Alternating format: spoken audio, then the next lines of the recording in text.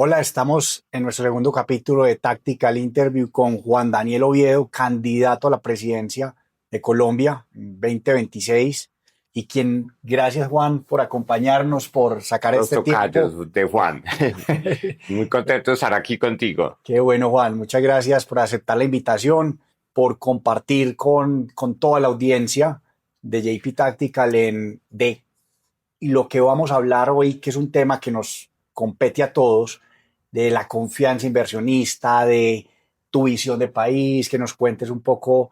Ya te voy a ir interrogando en varios aspectos, pero que es un punto muy importante porque como presidente vas a entrar a tener una cantidad de responsabilidades muy importantes ahora y es muy clave conocer, digamos, cuáles son todos tu lineamiento, lo que piensas de tu visión de país. Me gustaría, Juan, que nos empieces contando quién es Juan Daniel, cuál ha sido tu experiencia tu recorrido en sector público, si has estado en sector privado, cuál ha sido tu recorrido y quién es Juan. Bueno, Juan Daniel Oviedo es hoy, le dicen en la calle, el Gomelos, ¿sí? Y el man de los datos, Ajá. ¿sí? Y eso me lleva a contar al revés como mi historia de vida. Soy un economista, ya este año cumplo 49 años, eh, de la Universidad del Rosario. Tuve una maestría y un doctorado en la Universidad de Toulouse en Francia. Y sí, todo el mundo piensa que soy estrato 20, sí, que soy archimillonario, que me la paso acá metido en la bolsa de valores, pero no. Soy una persona que pues, es el resultado de su trabajo, de su disciplina, de sus defectos, de toda su vida expuesta también al matoneo escolar, pero que hoy encontró también por una oportunidad que se le apareció en el camino, y es que pusieron su nombre en la conversación pública, precisamente el presidente Gustavo Petro cuando era candidato, que dijo, yo al único que dejaría en mi gobierno del gabinete de Iván Duque sería Oviedo. Todo el mundo empezó a preguntar quién es Oviedo. La gente se dio cuenta que Oviedo no era el estrato 20, que era una persona oficiosa, que había hecho una tarea en el DANE. Mi visibilidad pública se genera a partir de la dirección del DANE entre 2018 y 2022, que fue un DANE particular porque fue el DANE que tuvo que pasar a lo digital como consecuencia de la pandemia y hablar más claro por la cantidad de chicharrones que se prendieron con la pandemia, Claro. la salud mental, la violencia contra las mujeres, la inequidad de las mujeres en el mercado laboral, la desigualdad territorial tan fuerte que tiene el país. Y pues cuando tomó la decisión de no aceptar la invitación del presidente Gustavo Petro a formar parte de su gabinete, que me salvé de hacerlo, porque lo consideré, valía la pena, en algún momento creí que valía la pena, dije, bueno, pues si la gente dice que mi proyección como servidor público fue útil y sirvió de algo, pues pongámonos al servicio de la gente en la política y aspiré a la alcaldía de Bogotá, obtuve la segunda votación, estuve en el consejo 17 meses, estuve recogiendo firmas todo el segundo semestre de 2025 y hoy ya la registraduría nos ha avalado como candidatos por firmas a la presidencia de la República. Que esa es la primicia que ahí tenemos. Exactamente, Qué bien, felicitaciones. calientica. Eh, ¿En qué momento dices tú, me lanzo a la presidencia de la República? ¿En qué momento? Yo creo que pues, el culpable de todo eso fue Diego Santos, ¿sí? Que en su programa que tenía en su momento dijo, tiene que cerrar los ojos y usted, si está de acuerdo con lo que usted dice, tiene que tomarse un sorbo de cerveza. Entonces Diego Santos dijo, Juan Daniel Oviedo será candidato a la presidencia en 2026. Y yo ahí en ese momento, cuando me lo puso así con los ojos cerrados, dije, sí, yo quiero. Lo venía pensando desde el consejo, y sobre todo desde el debate de Caracol, el último que hubo para la alcaldía de Bogotá, que me lo preguntaron. Ya. Y yo no estaba preparado para esa pregunta y espontáneamente dije sí. Yo creo que en todo ese trabajo en el Consejo, pero finalmente a finales de 2024 llegué a la conclusión de que quería ser presidente, no tanto por cómo me fue en la alcaldía, sino porque creo que el momento de Colombia es un momento en el que puede haber oportunidades para voces distintas como la que queremos representar. Claro, que hemos estado en este momento y viendo políticas muy extremas de ambos lados y ahí salen voces más de centro, como la tuya, pues que a buscar un consenso. Yo creo un poco, Juan Pablo, que el tema es la polarización siempre ha existido en Colombia. Entonces, llevamos 80 años matándonos entre liberales, conservadores, cualquier cosa, ¿sí? Entonces, lo que pasa es que ahora es mucho más visible porque tenemos las redes sociales. Y a las redes sociales les gusta la polarización, es rentable económicamente para ellos polarizar a la gente. Entonces, también tenemos, todo el mundo dice, que lejos de los radicalismos, pero también tenemos que ser radicales expresando la moderación y buscando ser audaces e innovadores en la forma como expresamos nuestro carácter de que la moderación no es debilidad, sino una oportunidad para un país tan complejo como Colombia. Y con eso que tocas, Juan, ¿cuál crees tú que en este momento es el principal problema o oportunidad de mejora como país? Que tú veas que un problema estructural o que tú digas ese va a ser, es algo que hay que entrar a atacar inmediatamente. Bueno, yo creo que no nos vayamos como por los puntos comunes de lo políticamente correcto de decir que es la seguridad y la confianza inversionista. Nosotros tratamos de responder esa pregunta en un tono muy reflexivo y es, el principal problema que tiene Colombia hoy es que Colombia está extorsionada, ¿sí? La extorsión en la calle y la gente está pagando impuestos a los delincuentes por trabajar en la calle, pero lo peor y lo más grave que se ve en este momento es que la política también está extorsionada, ¿sí? Entonces, si tú no piensas como yo, entonces para ti no hay plata, ¿sí? Miren lo que está pasando con los gobernadores y el impuesto al consumo, ¿sí? Claro. Es como una cosa de vaqueros, una cosa de vaqueros. Sí, con los alguaciles, los sheriffs y ese territorio, no, esa es mi tierra, entonces acá solo se cumple mi palabra y no la del presidente.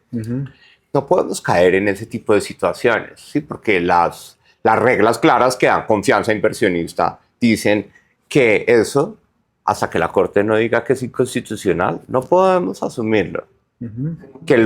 Sí, que podemos tener un pálpito perfecto, pero la Corte es la Corte y es la que define. Entonces, lo que nosotros decimos, Colombia está extorsionada. Y resolver eso, tanto en la calle como en la política, requiere que entendamos que a eso hay que estabilizarlo primero, ¿sí? Y hay que estabilizarlo con 3 frentes claros. El primero es que, ya que estamos en un entorno económico, tenemos que desactivar 3 minas quiebrapatas en la que estamos parados en ese momento. Claro. El gobierno de Gustavo Petro nos deja en una Colombia aquí feliz y contenta, porque hoy conocí un sondeo en el que casi el 60% de la gente de Colombia está de acuerdo con subir el salario mínimo 4.5 veces por encima de la inflación. La gente no es que lo que dice uno que va a generar inflación, que va a generar informalidad, que va a generar despidos. A la gente lo que le interesa es, si eso va para arriba, yo estoy bien. Claro. Y si los peajes van para abajo y los tumban y ya no hay peajes y la gasolina va para abajo también. Entonces aquí arriba todo huele rico y todo está perfecto, pero estamos parados hoy, tú y yo estamos sentados en 3 minas quiebrapatas tremendas. Primero, el déficit de inversión. ¿Sí? No, este país no aguanta desde 2016 con su inversión cayendo, con su tasa de ahorro bruto cayendo, y hoy coma, y ahora compre televisores porque son baratos y hay mundial. La economía en el largo plazo se totea con ese déficit de inversión. Un déficit fiscal, obviamente, exorbitante. Y la tercera mina quiebra pata, pues es la incertidumbre energética del país. Perdimos la autonomía en gas, no queremos mirar al carbón, no sabemos cómo generar electricidad adicional para satisfacer las demandas industriales y residenciales. Y lo más importante, todo nos va a salir más caro. Entonces, tenemos que desactivar esas 3 minas quiebrapatas que son amenazas económicas de corto plazo. Primer frente. El segundo, naturalmente, partir del ejemplo. Y si queremos acabar la extorsión en la calle con una fuerza pública contundente, con recursos, con un presidente civil que le dé estrategia a esto, que le dé inteligencia, con cifras, con datos, también tenemos que acabar la extorsión en la política. Necesitamos que esa voz moderada que nosotros queremos representar, pues permita que acabemos la extorsión en la política. Y el tercer lugar es como algo en lo que a mí me da más emoción, y es, tenemos que empezar a trabajar entre todos para que los datos sean una brújula que nos conviertan los problemas en soluciones, ¿sí? Y eso requiere mucho trabajo, y el principal problema que tiene Colombia hoy, concluyo entonces, es que la gente está contenta, ¿sí? Hay una oposición acérrima y un extremo antipetrista que dice, vamos para el hueco, vamos a hacer Venezuela. Pero hoy no somos Venezuela, podemos ir para allá, pero hoy no somos. En Colombia, la gente de la calle piensa en el presente.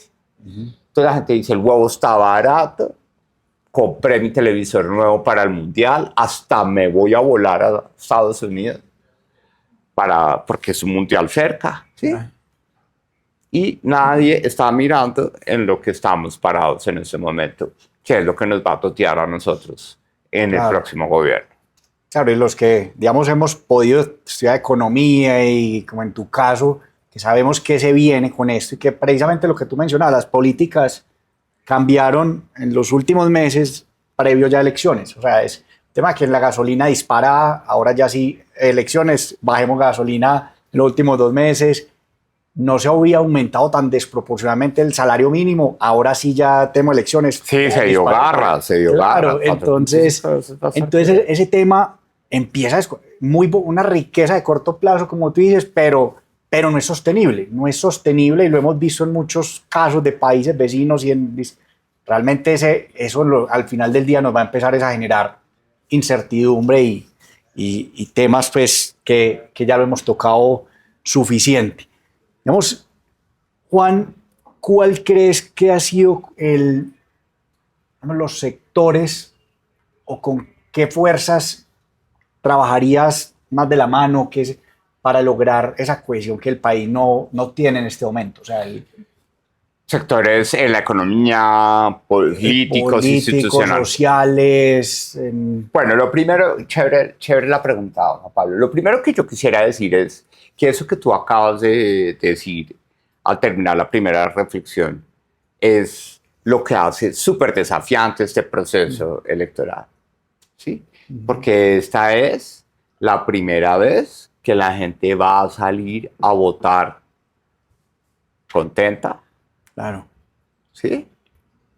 Porque por fin alguien le habla claro. ¿Sí? Así haya hecho o no haya hecho. ¿Sí? En 2018 la gente salió berraca. Que porque el acuerdo de paz, que el plebiscito no pasó, pero que sí quedó. En 2014 la gente salió jodida, porque estábamos en un declive económico, porque los precios del petróleo, y paz o no paz, la promesa de paz. En 2010, nuevamente, se acabó Uribe, entonces, ¿qué vamos a hacer? ¿Sí? Escojamos al que diga Uribe. ¿Sí? Entonces, esta es la primera vez que la gente va a salir a decir, esto está como rarito, pero huele. Acuérdate la promesa, era vivir sabroso. Claro. ¿Sí? Están empezando. Entonces, de pronto no todo el mundo está viviendo sabroso, pero eso huele como a que puede saber sabroso más adelante si espera un poquito. Entonces, la clase política se tiene que dar cuenta que en Colombia lo peor que le puede pasar a un político es hacer sentir bruta a la gente, porque tenemos un país todavía con analfabetismo, pero lo peor que puede pasar en Colombia es que a alguien lo hagan sentir bruto. Entonces la gente no es boba, la gente no es bruta, la gente sabe que las cosas huelen mejor que antes. Claro. Pero lo que necesitamos es que haya una conciencia colectiva de que eso va a durar muy poco. Y ese es el problema que tenemos en este momento. Que decirle a la gente, eso huele rico, pero no le va a durar mucho. La gente dice, pero ¿cuándo ha durado algo? Si en mi vida yo he recibido un aroma No tengo nada agradable, que perder. no tengo nada que perder. Ese es el problema. Ese es el gran problema. Y por eso es que yo digo, estoy fugado con esa vaina, porque tenemos que ser audaces y tenemos que buscar la forma en que la gente diga, también puede ser chévere otra forma de hablar, claro, pero hacer cosas, ¿sí me entiendes? Porque es que uno va y hace el balance, lo decía José Antonio Campo, y con eso cierro mi respuesta, les recomiendo que lo vean, como, hey, esa es la primera vez en la vida desde la ley de planeación que al presidente le importa un comino el plan de desarrollo. Y el plan de desarrollo de Gustavo Petro no está tan mal. Tanto es así que fue el primer plan de desarrollo que habló de finanzas abiertas. Una cosa que estábamos pidiendo desde hace mucho tiempo para que el ecosistema fintech se desarrollara en Colombia. Fue el primero que lo puso, pero simplemente lo puso como una placa en un muro y no ha habido una regulación que permita que el ecosistema fintech pueda entrar a ser un aliado del mercado de capitales para generar confianza y formalizar la economía. Y con lo que dices de formalizar la economía y todo esta, precisamente esta es una de las medidas que ya veo que muchos sectores pues están abriendo los ojos y gran parte también de la población se está empezando a dar cuenta que se le está subiendo el costo de vida por todos lados y que más del 50% de los trabajadores que son informales no alcanzan ese 23-24% de su vida, pero el resto de cosas sí se les va a subir el 23-24%. Entonces, al final del día están perdiendo poder adquisitivo y los que aspiraban a pasar de informalidad a una formalidad cada vez lo van más lejos porque las empresas, pues no, muchas no aguantan, que es realmente la mayoría de las empresas en Colombia, no las que cotizan acá en bolsa, sino las que no tienen todavía el acceso al mercado, que realmente a duras penas pueden llegar a pagar ese incremento. Entonces ahí tú ves, ¿cuál dirías que es como el indicador, que eres de los datos, indicador social, económico más importante a monitorear en este momento en el país? Me va a robar la informalidad. ¿Sí? Lo peor que le puede pasar a este país es a que llegue viejo informal, porque se jode, perdón la palabra. Queda jodido, queda fregado. ¿Sí? Eso es como cuando uno llega a viejo y no tuvo suficiente calcio y se cae y se tira la cadera y de por vida difícil. ¿Sí? Entonces, y ese momento de inflexión ya tiene una cifra exacta, que es 2050. Exactamente 2047, 2048, pero en política uno aprende a redondear. 2050. ¿Sí? Entonces, el indicador de informalidad es el que debemos tener como el objetivo. ¿Por qué? Porque la verdadera reforma pensional es lograr que haya formalidad. Porque de nada sirve tener el modelo piramidal o el pie de reparto o de ahorro individual o el sueco o el finlandés si no nos damos cuenta que hoy en Colombia el 56% de la gente no sabemos qué va a pasar con ellos cuando estén viejos. Claro. ¿Sí? La mejor reforma laboral es esa, ¿sí? No la que genera más pagos y más beneficios a la formalidad, sino la que hace fácil la contratación laboral. La mejor reforma laboral hoy sería que nunca se ate la salud a una relación laboral y que tengamos un régimen de salud universal, pero no tenemos los recursos para financiarlo. ¿Sí? Claro. Entonces yo creo que el principal indicador que nosotros tenemos que tener en la mira es el de la informalidad. Y ahí el sector financiero es el único que nos salva. El mercado de capitales, el ecosistema fintech y un sector financiero acompañado en una relación de confianza con el gobierno es lo único que nos va a salvar. Porque si no hay crédito para esa gente va a seguirse moliendo el lomo para ser pobres. Claro. Porque la plata la obtienen del gota a gota. El gota a gota. Sí. ¿Sí? Entonces, si el crédito formal, así sea un poquito más caro que el formal, no le llega a ellos, nunca vamos a salir adelante como país. Ahora que hicimos toda esa radiografía y todo el panorama nacional, ¿cuál va a ser el plan de trabajo, digamos, de los 100 primeros días entras a la presidencia? ¿Cuál va a ser tu plan de trabajo, tus prioridades, atacar una vez tomes posesión? Bueno, nosotros siempre, como decimos, si queremos estabilizar, si queremos ser una apuesta de gobierno de estabilización, tenemos que entender que las transiciones, aunque suenen aburridas, son importantes. ¿Sí? Y eso requiere que necesitamos como apaciguar el ambiente, que eso vuelva a oler más a confianza inversionista, ¿sí? A que podamos empezar a tener claro que hay unas reglas claras que se respetan, ¿sí? Pero al mismo tiempo sí tenemos que darle un mensaje de esperanza a la gente que trabaja, ¿sí? Porque no puede pasar que hoy Colombia tenga 24 millones de ocupados, casi 13 sean informales y esos 13, 11 trabajen para seguir siendo pobres, ¿sí? Porque eso no nos hace viable como sociedad, ni siquiera como economía, como sociedad, que de 24 millones de personas que trabajan, 11 trabajen para seguir condenadas a ser pobres o vulnerables. ¿Sí? Eso no es movilidad social, es ninguna oportunidad. Entonces, para nosotros el primer elemento de esa transición es reglas claras, habilitadores financieros y también un discurso de esperanza al trabajador, que es el discurso que tiene ese gobierno, pero es de esperanza, de promesas irrealizables. ¿Sí? Entonces, a partir de esos dos elementos, nosotros tenemos una apuesta económica clara que quiere, en transición, unir dos mundos. Y eso nosotros lo planteamos a partir del principio sencillito que sirve mucho en el análisis financiero y es, hagamos visible lo invisible. ¿Sí? La mejor forma de que los mercados funcionen es eliminando la información asimétrica, calmando las incertidumbres. ¿Sí?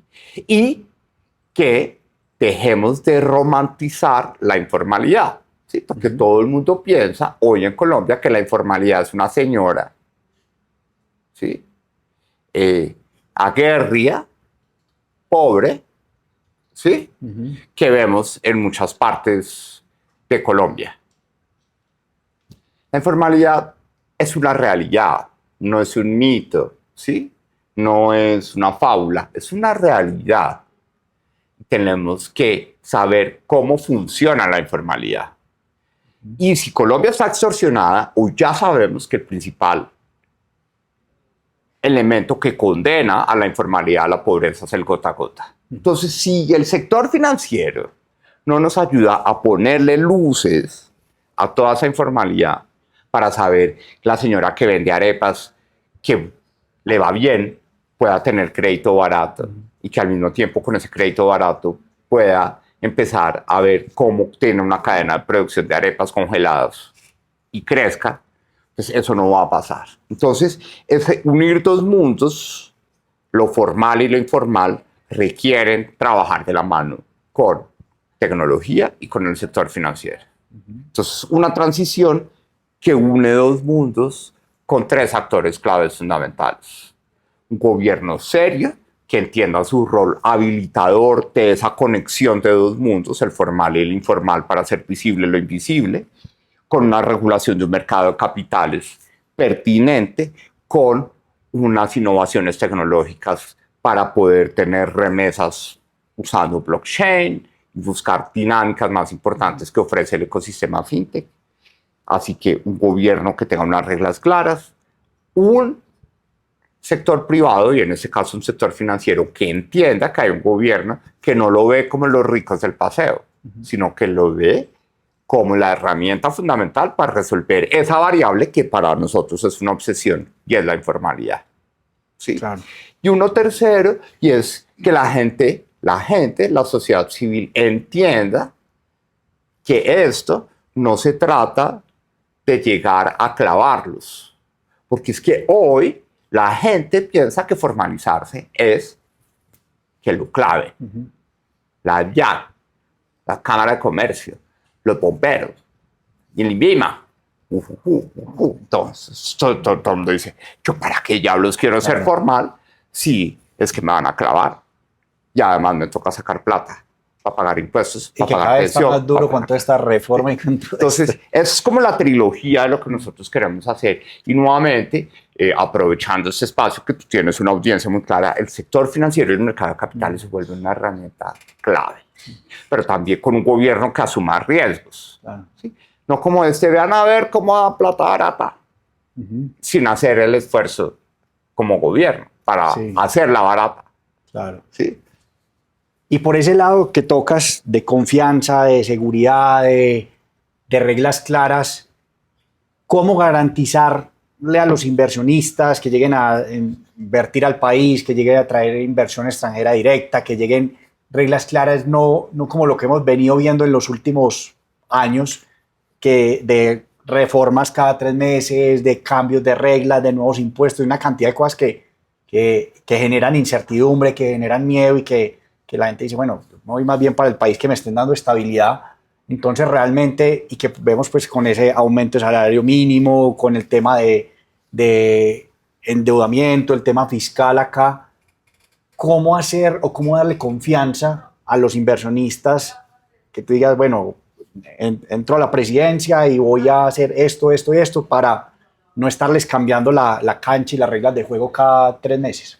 Bueno, yo creo que sí, es esa cambiadera de fogón como para ver qué calientan mejor, ¿sí? Como cuando las estufas eran eléctricas, entonces uno buscaba cuál era el que calentaba más rápido. No puede ser parte como del comportamiento de un gobierno que quiere fomentar confianza. Nosotros partimos en toda nuestra apuesta política de que Colombia tiene que escucharse mejor, ¿sí? Y para nosotros, más que una regla volátil, lo que hace daño son las reglas sordas, ¿sí? Las reglas sordas que creen que a los actores a los cuales le aplican siempre retroalimentan esas reglas, es para el beneficio propio de ellos y no para el beneficio del país. Entonces, se necesita tener un gobierno inteligente para que entienda que la conversación con los actores que son sujetos a esas reglamentaciones o a esas regulaciones, pues pueda ser una voz legítima.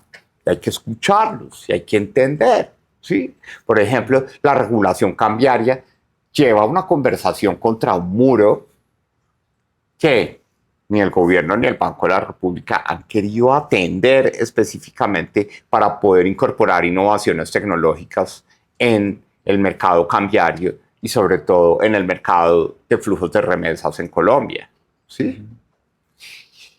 Hay una cantidad de desafíos en donde el sector financiero, ¿sí?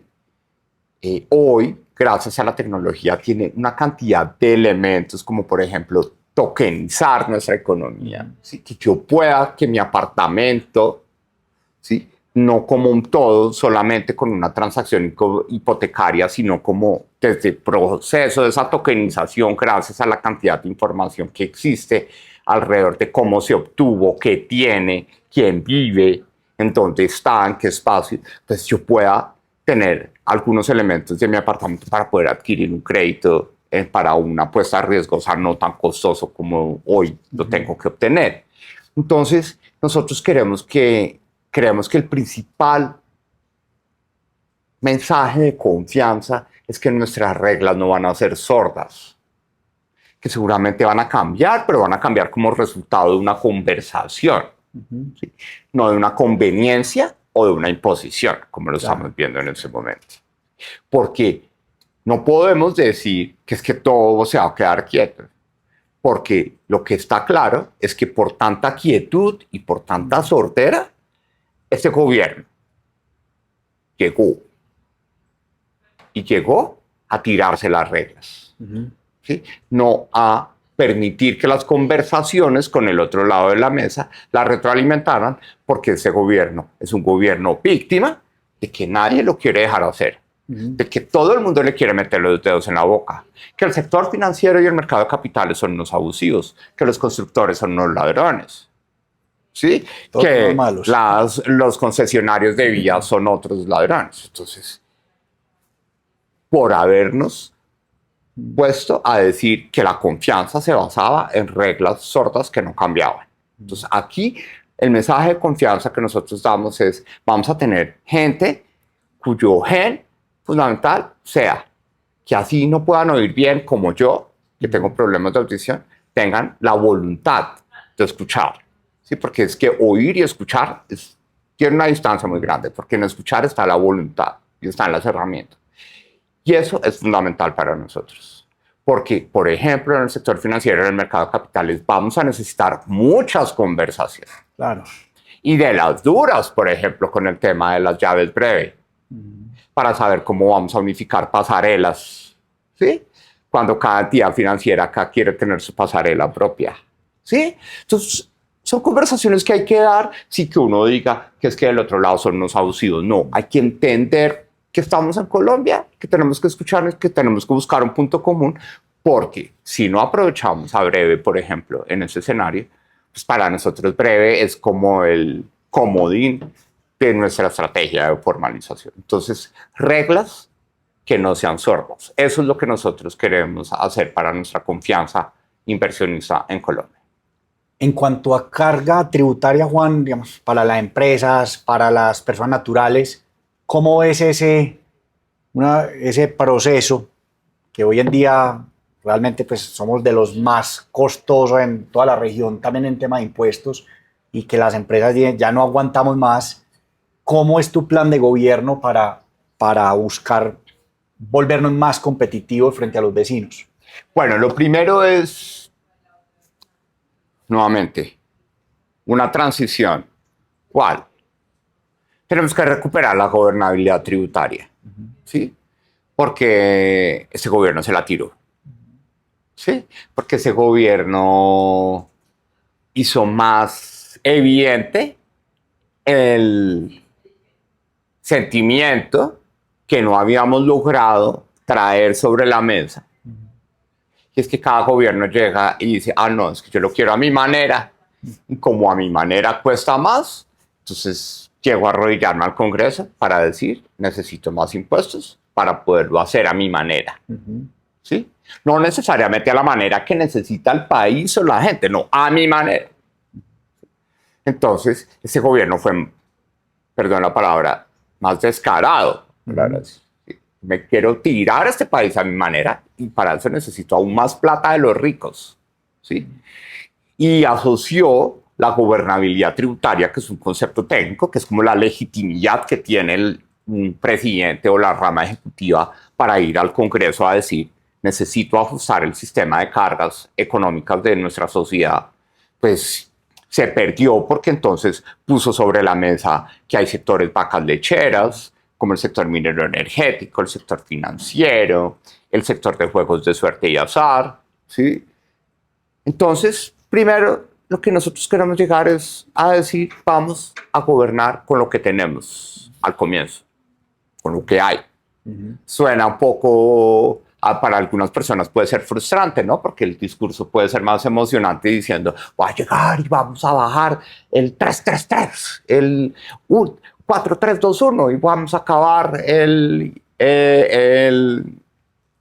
4 por mil, ¿sí?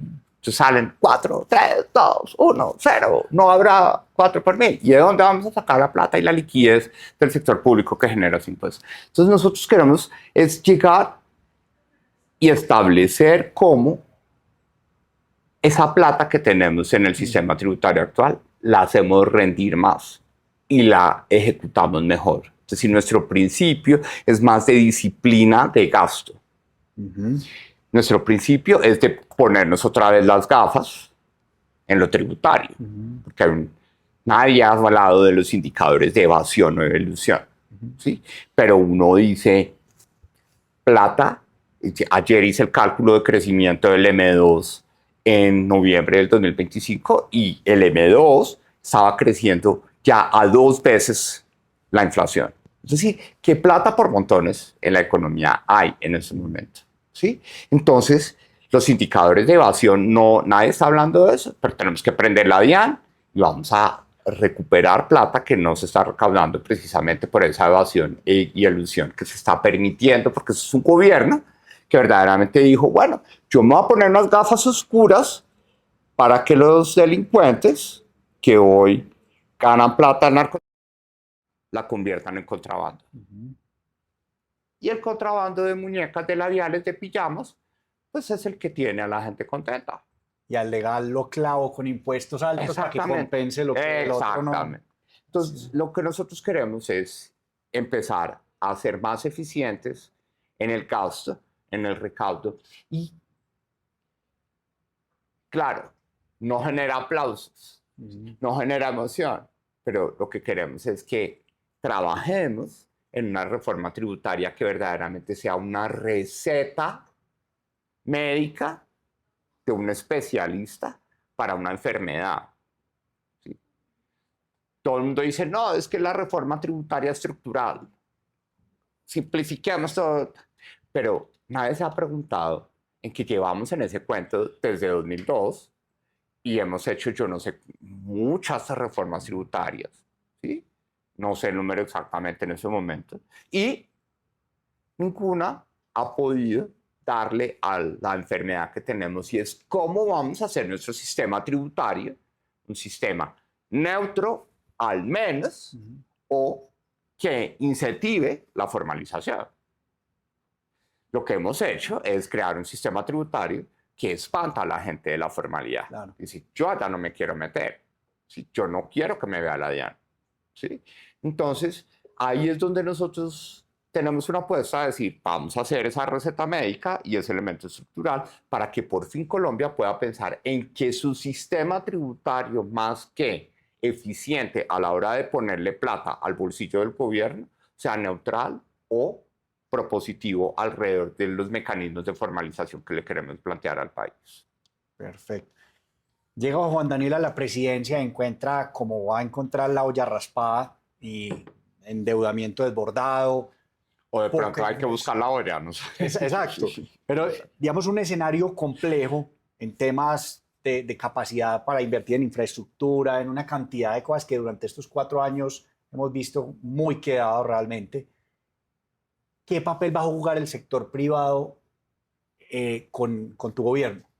Bueno, fundamental, mire, mi primer decreto va a ser un ajuste de 40 billones de pesos del presupuesto general de la nación, poco para calmar esta indisciplina fiscal que hoy es el voz a voz y se vende como pan caliente en los mercados internacionales. ¿Sí? Tenemos que dar un mensaje drástico de que vamos a acercarnos nuevamente a cumplir la regla fiscal ese mismo año y en dar una medida drástica de acercarnos al cumplimiento de la regla fiscal. Va a ser supremamente difícil con un sistema de salud desfinanciado, con impopular una cantidad, totalmente, porque totalmente, claro, es... Entonces ahí es donde uno dice, cuando tú me planteas la pregunta, ¿cuál es el principal problema de Colombia? Pues que hoy la gente está contenta y una campaña responsable es una campaña aburrida y es una campaña tacaña.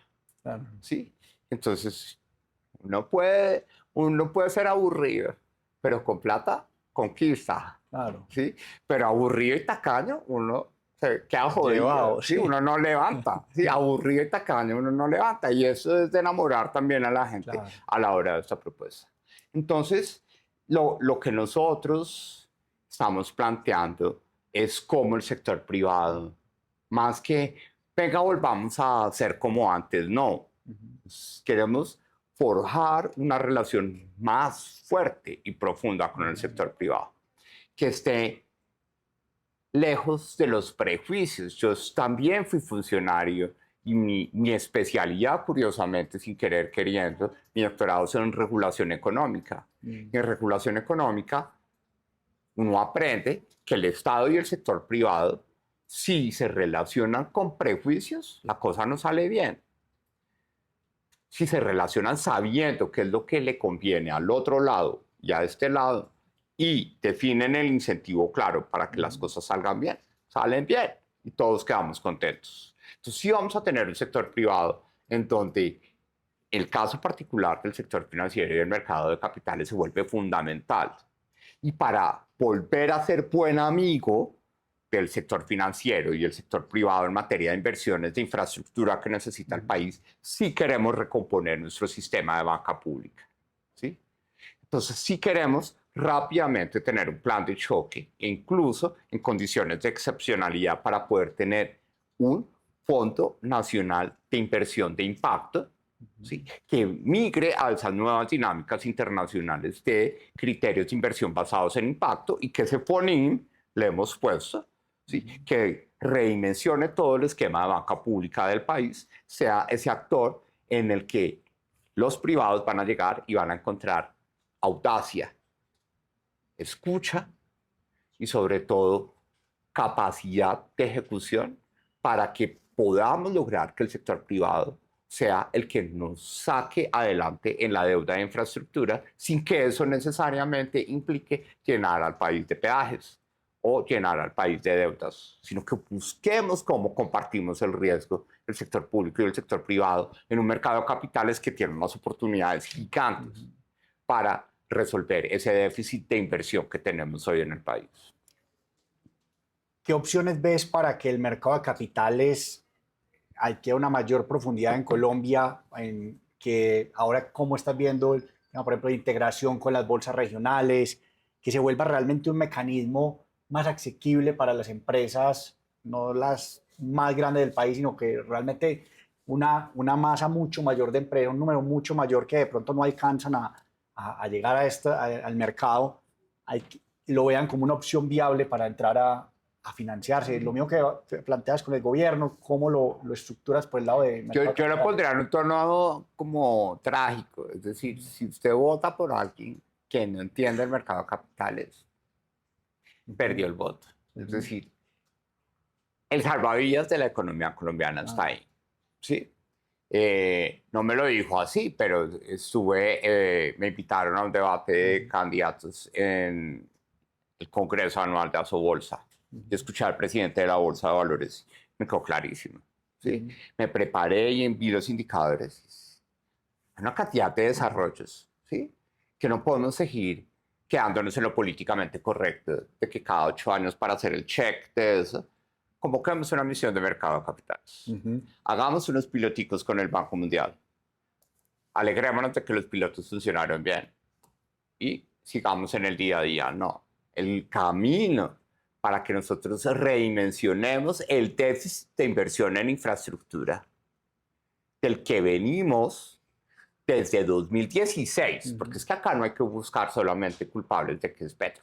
De 2016, la capacidad de inversión en infraestructura civil, que es la que genera competitividad para el país, en declive.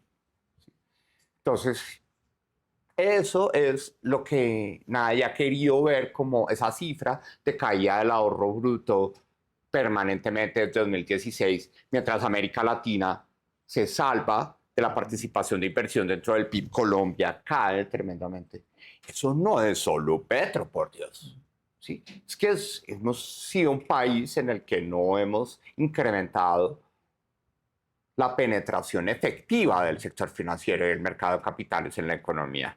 ¿Por qué? Pues porque se queda corta por una informalidad de chancletas y arepas de huevo y pijamas tan grande como la tenemos en el país. Entonces, penetrar el sector financiero formal, en donde tenemos unas estructuras predeterminadas, no nos estimula a ser innovadores, a ser audaces, a asumir riesgos. Entonces, lo que nosotros entendemos es que el mercado de capitales es la pieza fundamental para que verdaderamente Colombia pueda desarrollar su infraestructura sin clavarle peajes más frecuentemente, porque eso sí es una realidad. En Colombia no estamos cumpliendo el estándar internacional de cuántos kilómetros deben existir entre peaje y peaje. ¿Sí? Entonces, por creer que la gente no entiende o no pregunta, pues la gente hoy sabe. ¿Sí? Y estuve 15 días en carretera y la gente sí sabe que en Colombia nos están abrochando con los peajes. ¿Sí? Entonces, ahí el mercado de capitales nos permite abrir unas fuentes alternativas de financiación mucho más democráticas y mucho más alineadas con la esperanza que tiene la gente de que sucedan cosas y que los claven. Sí, porque hoy en Colombia el sentimiento de base a flor de piel es, y de pronto si el Estado se me acerca es porque me va a clavar y me va a empezar a fregar la vida y no a que me la vaya a hacer más fácil o que voy a encontrar un aliado para que las cosas salgan adelante. En eso de encontrar un aliado, ¿cuál va a ser tu política, Juan, en el sentido de volver más atractiva Colombia para inversión extranjera directa y que no sea tanto más solamente capital golondrina que llegue a aprovechar acciones baratas, buenas tasas, inversiones de corto plazo, sino que sea una capital que llegue a quedarse en el país con una visión de 5, 10, 20 años? ¿Cómo vas a hacer para llegar y cambiar la vitrina y poner muy bonita Colombia ante el mundo? Pues yo creo que como un poco esa mañana estoy hablando de mi vida y estoy como muy asociado con eso, es como aprovechar nuestras mismas taras. ¿Sí? Si estamos parados sobre 3 minas quiebrapatas, el déficit de inversión, el déficit fiscal, ¿sí? Y el déficit energético o la inseguridad energética, los escenarios claves para que yo pueda hacer Colombia atractiva en términos de inversión extranjera están en el déficit de inversión en infraestructura, que es la mina número 1, la mina número 3 en el déficit energético. Entonces, una apuesta clarísima y contundente que nosotros tenemos es que tenemos que actualizar el marco regulatorio energético de Colombia para que sea compatible con un régimen de inversiones internacionales. ¿Sí? Porque hoy los que trajeron, metieron la plata y pusieron la turbina, ¿sí? El presidente se paró, el presidente Duque se subió a esa turbina. ¿Sí? La tuvieron que desmontar. Claro, ya se oxidó. Y ve a ver dónde la pone. Ya no se pudo, entonces ve a ver dónde la pone. Llévenla aquí a otro país, a una República Dominicana o algo así. Pero de todo lo que costó ponerla y eso. Entonces, si queremos recuperar nuestra suficiencia o soberanía energética de forma inteligente, necesitamos tener un marco claro de inversión extranjera en el sector energético y en el sector minero. ¿Sí? Y esa visión de la que te hablaba de pensar cómo las APPs se trasladan a las dinámicas del mercado de capitales, como esa visión de seamos socios, yo lo público y tú lo privado, en emisiones conjuntas, en mecanismos, pues puede ser la forma en la que empecemos a buscar la plata para conseguir 70 billones de pesos, que es lo que tenemos para desarrollar la altillanura en Colombia. ¿Sí?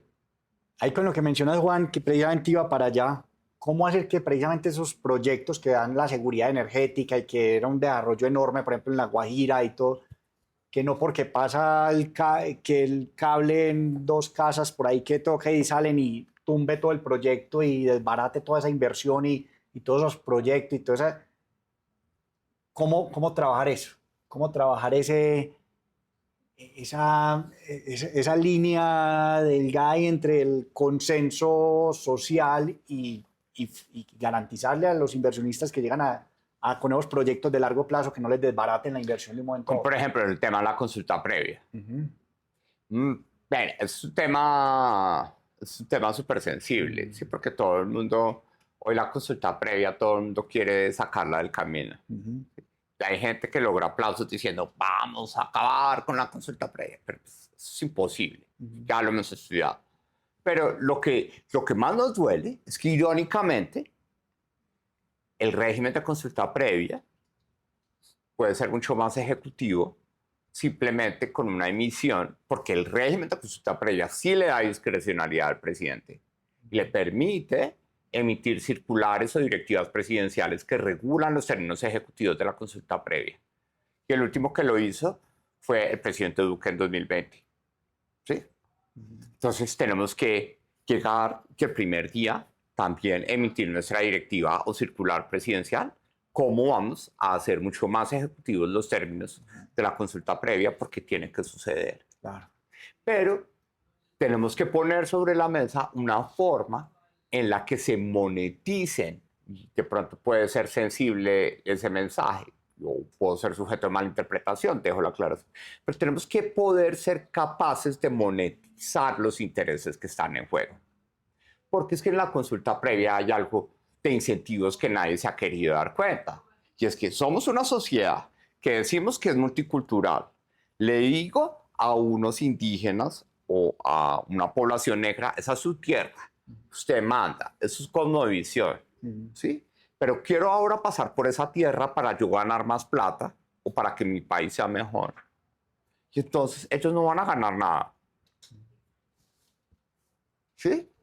Entonces, ¿qué ha pasado?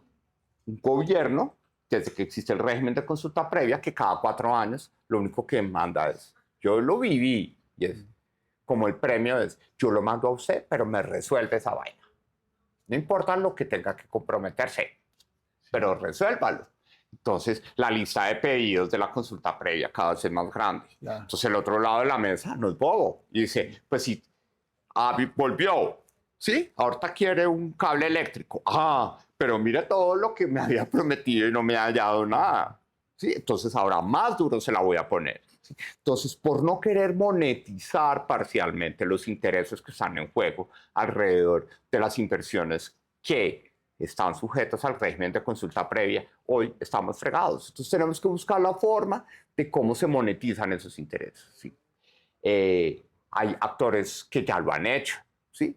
Como los Estados Unidos, ¿sí? Con el régimen de juegos de suerte y azar para los estados en donde hay prevalencia de población étnica. ¿Sí? Hay una cantidad de cosas que pueden suceder alrededor de eso, que hay que mejorar y que tenemos que ser audaces. Tenemos que entender que hoy recuperar la confianza inversionista requiere un gobierno audaz y que entienda que esa confianza inversionista no es confundiendo la audacia con una actitud sabionda, de que yo soy el único que sé, entonces usted no hable. ¿Sí? Bogotá es el ejemplo perfecto. El plan de ordenamiento territorial. Los constructores, no, ustedes son unos ladrones que tumban ande, no hacen las cosas. Entonces yo planeo Bogotá. Entonces la Secretaría de Planeación planea Bogotá sola.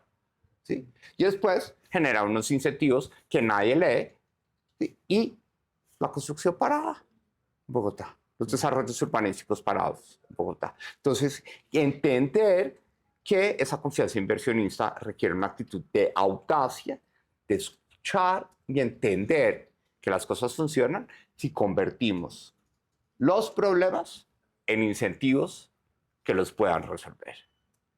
Y ahí con esa alineación de incentivos en volver la economía realmente un crecimiento sostenible, en una economía pues como ha sido hasta la fecha de estos últimos años, más por remesas, por narcotráfico, una cantidad de factores que no son sostenibles y que no generan seguridad. Por juegos de suerte y azar. Exacto, un montón de factores que realmente no una economía, la parte productiva y la parte ¿cómo es el papel del Estado, el sector privado? ¿Cuál va a ser esa relación, digamos, en hasta qué punto va el Estado, hasta qué punto va el sector privado en ese desarrollo económico y sostenible realmente? Bueno, yo lo que creo es, Colombia sí tiene, ¿sí? Lo que volvemos a la coyuntura, la promesa de vivir sabroso caló. Colombia es un país extremadamente desigual. Entonces, la gente sí quiere ver al Estado trabajando. Eso es decir, que el Estado en su mínima expresión, ¿sí? País, ¿sí? En donde 40 millones de personas son invisibles para muchas cosas. desde el punto de vista de las políticas del Estado. Es que el Estado en su mínima expresión y la motosierra y vamos a eliminar la Cancillería. Sí, porque solo necesitamos un Ministerio de Comercio y que los embajadores sean mercanchifles, como si llegaran con maletas con muestras de café y de palma. No, por Dios. Tenemos que entender que Colombia es un país que es en el que a la gente le duele tanto la ausencia del Estado que apuestas a decir el Estado en su mínima expresión. No. Lo que necesitamos es un Estado que entienda que sus responsabilidades no todas las puede hacer, ¿sí? No como el presidente, es decir, no todas las puede hacer, no puede estatizar toda la economía, sino tiene que decir, por favor, sector privado, hágalo, pero hágalo bien, hágalo con justicia social. ¿Y que eso cuesta? Sí, porque cuando a uno le enseñan regulación económica, como me la enseñó Lafont, pues, es un tema de la frase típica, la información es poder. Si yo no sé quién está al otro lado, pues el del otro lado se aprovecha de mi ignorancia. Entonces, es un Estado que use toda la información que tenemos a nuestra disposición para tener conversaciones más efectivas y menos inciertas con el sector privado. Y pueda alinear los incentivos y pueda hacer que las regulaciones no solo sean racionales, sino que sean compatibles con los incentivos que se están planteando. Por ejemplo, ¿cuál es el incentivo a través del cual yo como Estado, en donde los servicios públicos y particularmente las tecnologías de información y comunicaciones en este país particularmente son un servicio público? Es decir, las TIC siguen siendo responsabilidad del Estado, así sea Claro o Movistar el que preste el servicio de Internet o la ETV, quien sea, ¿sí? Entonces, ¿cómo vamos a tener un Estado capaz de entender cuál es el incentivo que esas empresas tienen para que haya Internet de calidad en Bosa? Es que no es para pedirlo ni siquiera en INSA, en el Cauca. Yo viví en Bosa, ¿sí? Tuve que ver los resultados de mis elecciones y tuve que ver cómo quedé de segunda en una peluquería al lado de mi casa porque el Internet de mi casa no funcionaba. Lo viste en diferido. En Bosa, aquí en Bogotá, en la capital del país, en una cuarta parte del PIB de Colombia, donde está concentrado el 17% de la población, donde tenemos la industria de tecnología y de servicios de avanzada dentro de las principales ciudades capitales. Que haya una localidad en la que el Internet sea de mala calidad no puede pasar, ¿sí?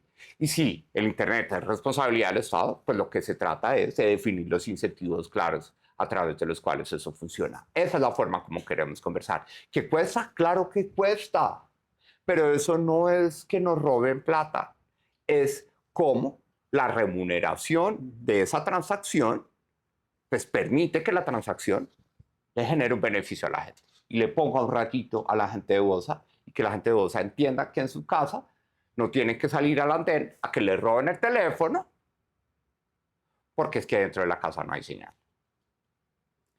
Hoy como uno de los motores realmente de la economía y que vemos que muchas empresas del país son microempresas, son de 1, 2, 3 empleados, ¿cómo fomentar el emprendimiento en el país? Vemos hoy en día una cantidad de trabas, tramitología, burocracia.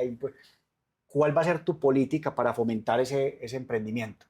Bueno, lo primero es que ser formal no es que lo claven a uno, ¿sí? Entonces eso implica pensar en un INVIMA apalancado en tecnología, ¿sí? Y menos en trámites burocráticos de personas que dicen, no, yo le demoro el código porque en el desespero de pronto alguien me puede dar una ayudita. Claro. ¿Sí? Alguien me puede ayudar para los libros de los niños, ¿sí? No puede pasar eso. Sí, tenemos que entender que hoy la tecnología nos permite que la vigilancia de medicamentos y alimentos en una sociedad como la colombiana no necesita tantas personas, ni tantos trámites, ni tanta plata que se va en el camino. Entonces necesitamos precisamente que ser formal no implique que la gente siente que los están clavando. Pero lo más importante, y es que hoy Colombia, y es lo que más me emociona como exdirector del DANE, es que hoy Colombia tiene un censo económico que no tenía hace 35 años. ¿sí? Porque el último censo económico se hizo en el 90. Yo llegué al DANE con mi obsesión de hacer el censo económico, pero se me atravesó la pandemia. Piedad tuvo el liderazgo y la capacidad de hacer un censo económico. Hoy tenemos un censo económico. Y ese censo económico en la ley de formalización tiene unos atributos claves de cómo se puede usar esa información para tomar decisiones. Entonces, esa información para mí va a ser como una lámpara gigante que va a permitir que el sector financiero tenga más claridad con la regulación de finanzas abiertas y la portabilidad financiera para entender quién es que la señora de las arepas de Puerto Colombia puede tener una historia transaccional a la cual yo puedo cubrir y puedo acompañar con con un crédito o con el sector financiero. Entonces, esa es la dinámica a través de la cual nosotros queremos ver cómo el crédito, hay que llamarlo así baratos, pues suena populista, pero es que frente al gota a gota cualquier crédito formal es barato, así sea la tasa de usura. ¿Sí? Cómo ese crédito nos permite que hablemos, ¿sí? No es solo de escuchar a la gente, sino que esos datos nos permitan generar conversaciones, porque esas conversaciones son las que nos van a permitir que la gente entienda que la formalidad no es unas ventanitas en donde todo es difícil y además el que las hace o el que ejecuta esas transacciones es aún más avispado y a veces cobra coimos. Digamos que llegas a la presidencia, pasa tu periodo, ¿cómo ves a Colombia? ¿Cómo te imaginas a Colombia en el 2030 luego de tu gobierno? Primero, una Colombia contenta de entender que su apuesta de cambio, si bien tuvo una primera mala interpretación, pudo encauzarse en ese cambio. ¿Sí? La gente no quiere gobiernos sordos. La gente no quiere privilegios. La gente quiere oportunidades. Pero en un país tan heterogéneo, tan desigual, tan violento y tan desconectado como es Colombia, hacer esa tarea implica trabajo, disciplina, implica tener una vocación de hacer equipo, implica sobre todo escuchar. Yo creo que esos 4 años de ese gobierno de transición y estabilización van a poder permitir que en 2030, en esta época, la gente está pensando en quién va a ser un mejor relevo de una visión de largo plazo que vamos a construir para evitar que 2050 nos coja violentos, viejos, que vamos a ser pobres e informales. Es mi sueño.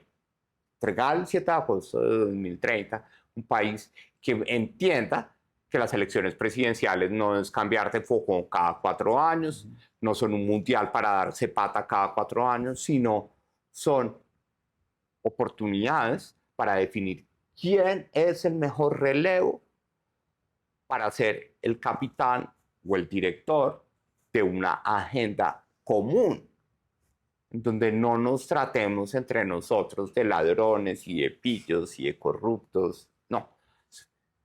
Hay unos políticos, hay un Estado, hay un sector financiero, hay un sector empresarial y hay unos hogares que tenemos que hacer equipo para poder sacar adelante ese país. Bueno, ¿y qué reforma? Te va a tocar muchas reformas muy impopulares. ¿A qué reformas le darías prioridad, aunque sean impopulares? Bueno, la primera no es que sea impopular, pero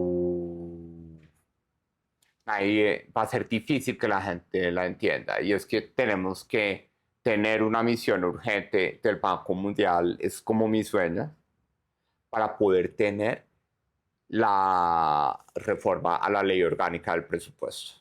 Es decir, si Colombia no empieza a presupuestar su plata pública por programas y por resultados, nunca vamos a acabar la corrupción, nunca vamos a acabar la ineficiencia. ¿Sí? Ese es un elemento.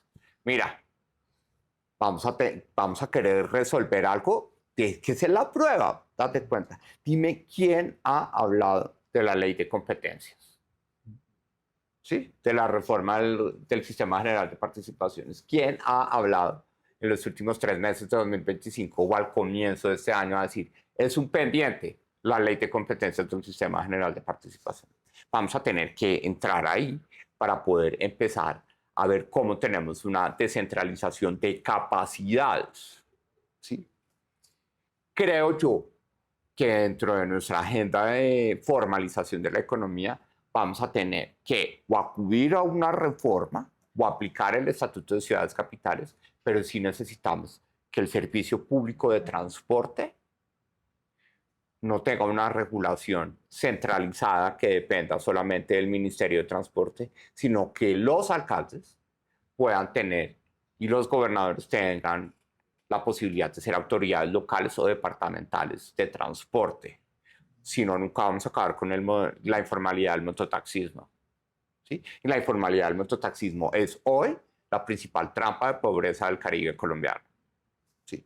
Entonces, esa reforma al sector transporte me parece que es importante, es una deuda tecnológica, porque desde 2014 que se consolidó la presencia de plataformas de facilitación en el sector transporte y en otros servicios, nadie ha querido tocar cómo se ajustan los servicios que están sujetos al bypass regulatorio o tecnológico que facilitan las plataformas de facilitación, valga la redundancia. Entonces, ajustar la realidad del sector transporte a la existencia de plataformas Uber, Pickup, Cabify, a la realidad social del mototaxismo, va a ser un elemento fundamental para que la trampa de pobreza del Caribe se relaje y al mismo tiempo que podamos encontrar acciones concretas y pertinentes, por ejemplo, para que Bogotá tenga una conversación distinta con los conductores de Uber que la que puede tener con los taxistas de Valledupar. ¿Qué le dirías, Juan, a los jóvenes hoy en día que dicen no creer o no confiar en la política? Pues lo primero, pues que los entiendo. Es decir, Totalmente. no son los únicos, nadie confía. Si acaso yo me lo creo porque estoy metido en esto y solo pienso en política, pero tranquilos, nadie confía en la política de este país. ¿Sí? Pero los hechos y las emociones, así como las emociones, se utilizan para sesgar decisiones políticas, las emociones también nos pueden llevar a ser radicales a la hora de decir que la política es fundamental para resolver los problemas de Colombia. Es fundamental. Pero eso requiere que esa política la haga gente que entienda eso y no que busque en la política un nido de privilegios, ¿sí? O un pabellón de, sí, lo hablaba esta mañana, la clase política es como el pabellón de la viruela, ¿sí? Todo el que se mete ahí, todo el mundo asume que le va a dar viruela. ¿Sí? Pues porque si está en el pabellón de la viruela es porque eso Claro, está infestado de viruela. ya.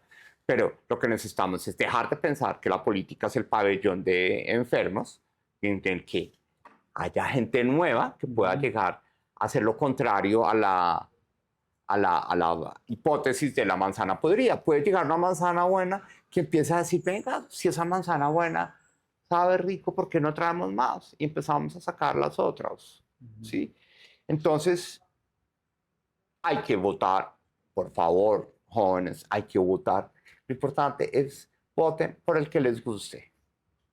Mi trabajo va a ser que ustedes crean que yo puedo ser, pero no caigan en la ola del voto útil, ¿sí? No caigan en votar con rabia.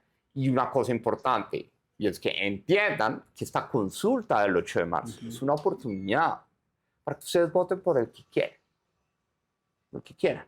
Hoy se plantea que va a haber 2 consultas. Cojan ese tarjetón de la consulta. No importa si es la de arriba o la de abajo, la de la izquierda o la de la derecha, como la quieran llamar. No sé cómo la vayan a ordenar. Busquen quién de esas caras